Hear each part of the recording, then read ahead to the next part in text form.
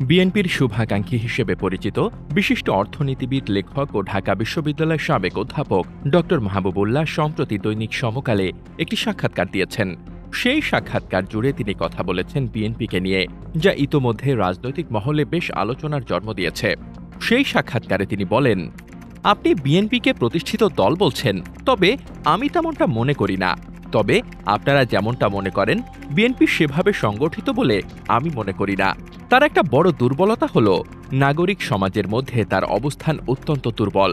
কজন লেখক, কজন নামকরা সাংবাদিক, কজন কবি, কজন বিজ্ঞানী, কজন ইতিহাসবিদ বা সমাজতত্ত্ববিদ তাদের দলের সঙ্গে আছে। তুলনামূলক আওয়ামী লীগের তা অনেক বেশি ছিল, তবে বুদ্ধিবৃত্তিক জগতের সেই লোকেরা সঠিক ভূমিকা রাখতে পারেনি বলেই আওয়ামী লীগের পতন ত্বরান্বিত হয়েছে। বুদ্ধিজীবীর স্বাধীন ভূমিকা তারা রাখতে পারেনি। নিজের অভিজ্ঞতার আলোকে ড মাহবুবুল্লাহ বলেন, আমি বহু বছর বিএনপিকে কাছ থেকে দেখছি।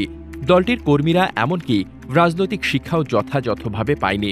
বিচ্ছিন্ন বিক্ষিপ্তভাবে কিছু সেমিনার, কর্মশালা হচ্ছে ঠিক, কিন্তু এগুলো ধারাবাহিকভাবে না হলে স্তরে স্তরে দলীয় আদর্শ ভালোভাবে ছড়ায় না। আর এগুলোর মালমশলা আসে প্রধানত লেখালেখি, বইপত্র ইত্যাদি থেকে, যা করার কথা বুদ্ধিজীবীদের, সেটাও তেমন দেখা যায় না। প্রধানত আবেগের বশে কর্মীরা দলে আছে। দলের শীর্ষ নেতৃত্বের প্রতি তাদের ভালোবাসা অনেক। এ ধরনের নেতাকর্মী দিয়ে রাজনৈতিক গতিবিধি প্রভাবিত করা যায় না। দলটির বিভিন্ন স্তরের নেতাকর্মীর বিরুদ্ধে প্রচুর অপকর্মের অভিযোগ আসছে। ফলে আওয়ামী লীগ চলে যাওয়ার পর বিএনপির ওপর সাধারণ মানুষ যেভাবে ভরসা করতে পারত তা হচ্ছে না। আমি নিজেও উদ্বিগ্ন এ পরিস্থিতিতে। তাকে যখন প্রশ্ন করা হয়, আপনি কি মনে করেন না বিএনপি সরকারকে ঠিক ধারায় রাখার জন্য কাজ করছে? অন্তর্বর্তী সরকারের সঙ্গে বিএনপির নেতারা এতদিন যা করেছে তা নিয়েও আমার কথা আছে।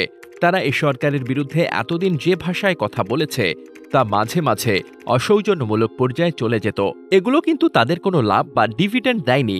তারা যদি ঠান্ডা মাথায় সরকারের কাছে তাদের কথাগুলো পেশ করত, তাহলে পরিস্থিতি অন্যরকম হতো। সেগুলো হৃদয়গ্রাহী হতো, জনগণের কাছেও গ্রহণযোগ্য হতো। সম্ভবত এসব দেখেই খালেদা জিয়া এক লাইনে একটা মন্তব্য করলেন, এ সরকারের বিরোধিতা করে আমাদের কি লাভ? এরপরই আমরা পরিস্থিতি পাল্টাতে দেখলাম। বিএনপি কিছুটা সংযত আচরণ করছে কথাবার্তা ও উচ্চারণে।